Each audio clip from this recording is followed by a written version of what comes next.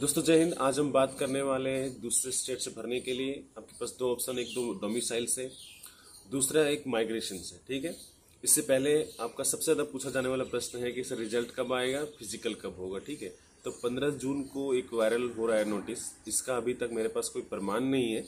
ठीक है, लेकिन आप ऐसे प्रैक्टिस करते रहिए कि फिजिकल आपका हो जाए। ठीक है, और रिजल्ट के आसपास अगर आपका स्कोर आ रहा है, चाहे किसी भी माध्यम से देखे हो, तो आप बिल्कुल लगे रहिए। ठीक है, मेडिकल डॉक्यूमेंट या किसी भी रिलेटेड प्रश्न हो तो आपके स्क्रीन पे दिख रहा होगा मेरा आईडी इंस्टाग्राम पे, आप जाके कांटेक्ट कर सकते हो उनसे। ठीक है, अभी आगे बढ़ते हैं फटाफट। स्क्रीन पे आपको दिख रहा होगा आपका जो डोमिसाइल स्टेट है वो लिखने के लिए आया होगा, फिर वेरीफाई करने के लिए आया होगा। ठीक है, देखिए आप स्क्रीन पे दिख रहा होगा आपको। उसके बाद नंबर दूसरे में था कि माइग्रेशन के लिए आपको क्या चाहिए। ठीक है, हम लास्ट में बात कर सकते हैं जो डोमिसाइल सीधा भरे उसके लिए। तो have you migrated from the state और UT of your original state to another state.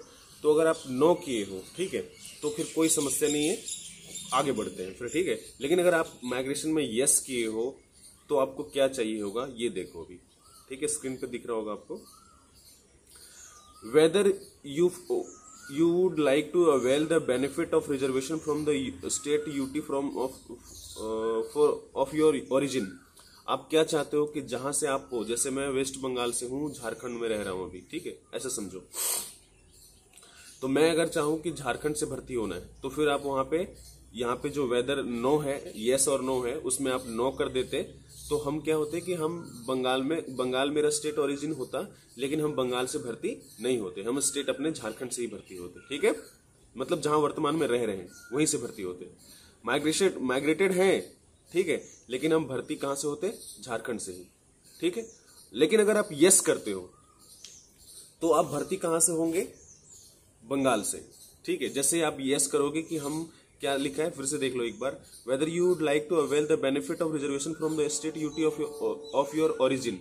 जो मेरा ओरिजिन स्टेट है, ठीक है, जैसे मेरा मान लो बंगाल है, जो भी बता रहा हूं वैसे हिसाब से, और हम झारखंड में रह रहे हैं। अगर आप बेनिफिट अवेल करना चाहते हैं, रिजर्वेशन अवेल करना चाहते हैं, इसके 2-3 कारण है। देखो क्या, एक मान लो कि मैं ओबीसी हूं, मान लो कि मैं एससी हूं, एसटी हूं, ओवर एज हो गया, माइग्रेशन में भरना चाहते हो तो ओवर एज में जैसे ही माइग्रेशन भरोगे तो आपको एज का तो फायदा मिल जाएगा, ओबीसी एससी एसटी होने का, लेकिन रिजर्वेशन के साथ साथ आपको 2-3 चीज और मिलेगा। एज का जो रिलेक्शन मिल जाएगा उसकी वजह से एक और चीज मिल जाएगा कि आप अपने स्टेट यूटी में आ जाओगे। जैसे मान लो कोई उत्तर प्रदेश का है, ठीक है, वो बंगाल से भर रहा है, ठीक है, वो चाहता है कि हम कम कट ऑफ का लाभ उठाए माइग्रेशन बना के। ठीक है, हम माइग्रेट करके रह रहे हैं, लेकिन बेचारे की एज जो है वो ज्यादा हो गई है। ठीक है, तो जैसे एज ज्यादा हो गया है अगर, तो माइग्रेशन का लाभ तभी उठा सकोगे जब यहाँ के डॉक्यूमेंट बनवा लोगे।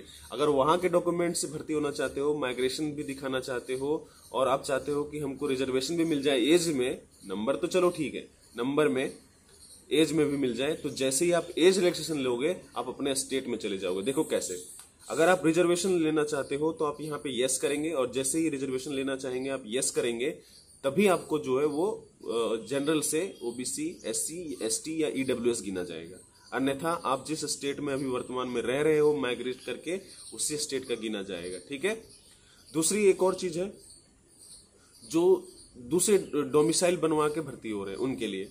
ठीक है, पहली बात तो ये एक गलत तरीका है, लेकिन उनको इस तरह का कोई डॉक्यूमेंट्स नहीं देना होता कि हम बंगाल के हैं और उत्तर प्रदेश से भर्ती हो रहे हैं, उत्तर प्रदेश के हैं, नॉर्थ ईस्ट से भर्ती हो रहे हैं, झारखंड के हैं, असम से भर्ती हो रहे हैं, असम के हैं, मणिपुर से भर्ती हो रहे हैं। उनको कोई डॉक्यूमेंट एक्स्ट्रा देना नहीं होता। ठीक है, डॉक्यूमेंट उनको देना होता है जो माइग्रेशन से रिलेटेड है। अगर कोई बात हो माइग्रेशन से रिलेटेड तो सीधी बात इतना समझ लो, लास्ट फिर से बता देता हूं, अगर आप यस किए हो कि माइग्रेशन में आपको रिजर्वेशन का फायदा मिले, चाहे वो एज से रिलेटेड या डॉक्यूमेंट से रिलेटेड किसी भी तरह से, तो आपको जिस स्टेट के हो वहां का OBC SC ST EWS certificate भी देना पड़ेगा, और आपका जो डोमिसाइल है वो भी देना पड़ेगा। ठीक है, दूसरी बात, जहां से आप रह रहे हो अभी वर्तमान में, मान लो प्रेजेंट एड्रेस, तो जहां पे माइग्रेट करके रह रहे हो वहां का एड्रेस का आपको पीआरसी देना पड़ेगा। ठीक है, परमानेंट रेसिडेंशियल एड्रेस सर्टिफिकेट। ठीक है, तो ये दोनों चीज आपको चाहिए होगा जब आप माइग्रेशन में से माइग्रेटेड भी रहोगे और रिजर्वेशन भी लोगे अपने ओरिजिनल स्टेट का। और अगर दोनों में से सिर्फ एक चीज लेना चाहते हो, तो सिर्फ एक ही चीज मिलेगा, जिस स्टेट में वर्तमान में रह रहे हो वहीं का आपको पीआरसी देना पड़ेगा। ठीक है, अगर रिजर्वेशन अपने स्टेट का नहीं लेना चाहते हो तो। ठीक है, स्क्रीन पे आपको मेरा इंस्टा आईडी दिख रहा होगा, आप जरूर कांटेक्ट कर सकते हो अगर कोई बात हो तो। ठीक है, आज इतना ही। जय हिंद।